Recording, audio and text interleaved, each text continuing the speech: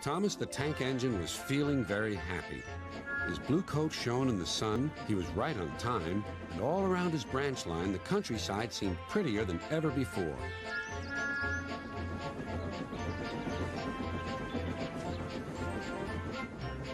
Beep, beep.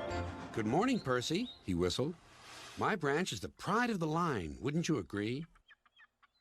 Yes, Thomas, of course, but... But what, Percy? Out with it. Well, there is another engine with a famous branch line, too. Who? Where? His name's Stepney. He's far away, but Sir Topham Hatt says he may visit us. When? Oh, someday. And Percy hurried away.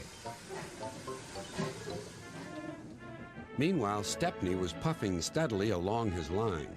It isn't very long, and that made him feel a little sad. Later, he saw Rusty, the little diesel that helped save Stepney from scrap. Everyone's been so kind. But my railway is so short, and I do miss a good long run. I think you should tell Driver, too, replied Rusty. I'm sure he'll understand. Stepney soon discovered that indeed he did. Do you know, Stepney, I feel just the same way. That evening he had exciting news. Guess what, Stepney? Sir Topham Hatt has invited us to visit the other engines on his railway. Manager agreed. It'll be a really long run to get there. Oh, thank you, sighed Stepney. They set off next morning. By now, all the other engines were talking about Stepney. He runs a famous branch line. Did you know that? Said Percy. Thomas was feeling a little jealous. Huh. It may be famous, but my branch is the first on the line. Everyone knows that, too. And he huffed away to fetch his coaches.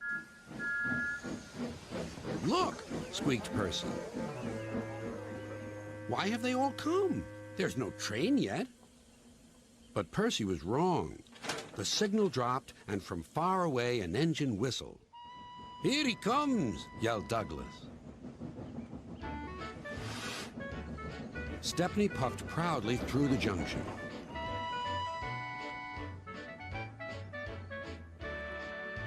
I hope you'll meet Thomas, too, said Edward. You both have branch lines to be proud of.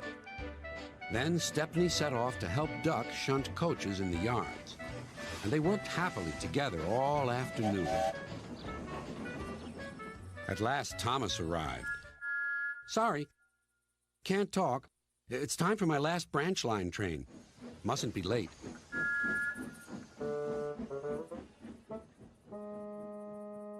He was hardly out of sight when the engines heard shouting at the station.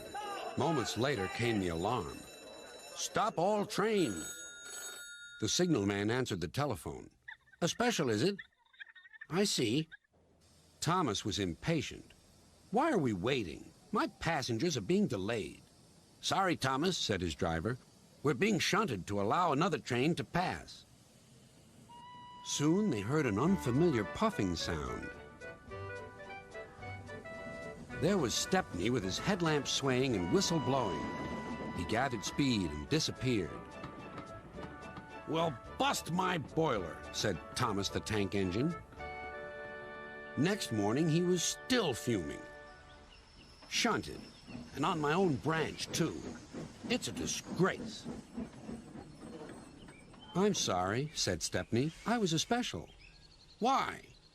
An important passenger arrived just as you left. He ordered a special train, and Duck let me take it. We had a splendid run, but,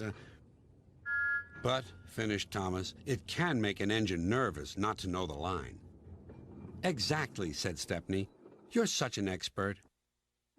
Thomas felt much better. He couldn't be cross anymore and began telling Stepney all about his branch line.